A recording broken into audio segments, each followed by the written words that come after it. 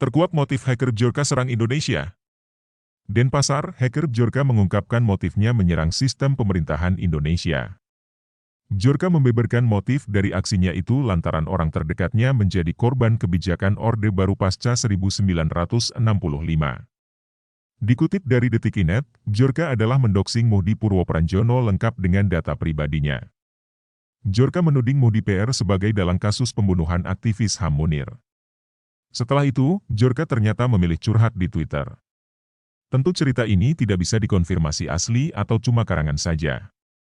Dia mengungkap alasan mengganggu Indonesia adalah cara baru untuk demonstrasi. Kata dia, pemimpin teknologi jangan seorang politisi atau tentara.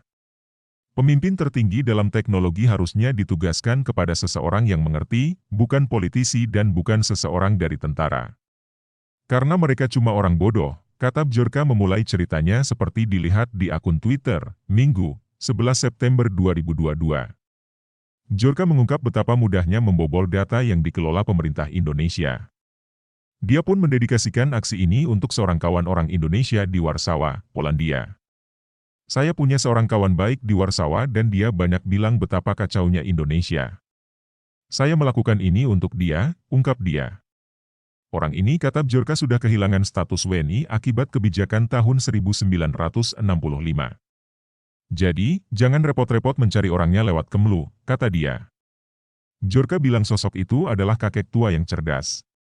Dia tidak lagi diakui Indonesia sebagai warga negara karena kebijakan 1965.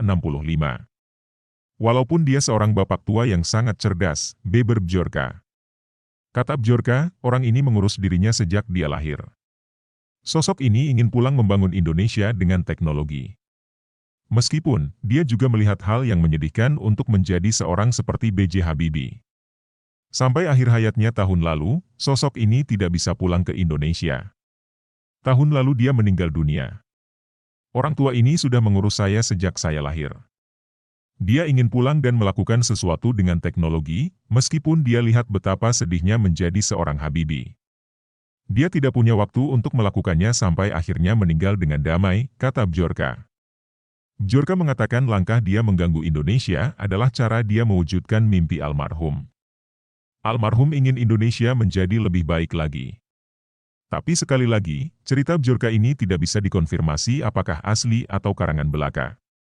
Kami punya tujuan yang sama, agar negara tempat dia lahir bisa berubah untuk menjadi lebih baik. Senang berkenalan dengan Anda semua, ungkap Bjorka. Seperti diketahui, kebijakan 1965 yang dimaksud adalah terkait dengan orang-orang eksil.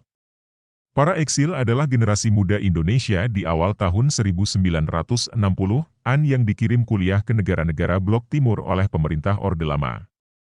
Usai peristiwa G30 SPKI 1965, mereka tidak bisa pulang ke Indonesia karena dianggap PKI oleh pemerintah Orde Baru di bawah kepemimpinan Presiden Soeharto. Para eksil tersebar di Eropa dan negara-negara lainnya. Balik lagi ke aksi-aksi pembobolan data oleh Bjorka, publik terbagi dua. Ada yang berharap Bjorka membuka kebobrokan pemerintah, ada juga yang menganggap tindakan hacker ini sudah keterlaluan. Netizen yang kontra mengingatkan bahwa Bjorka adalah seorang pencuri data pribadi rakyat Indonesia. Dia bukan anti-hero. Orang-orang pikir dia peduli keadilan rakyat. Jelas-jelas dia mencuri dan menjual data kalian buat keuntungan sendiri, komentar salah satu netizen.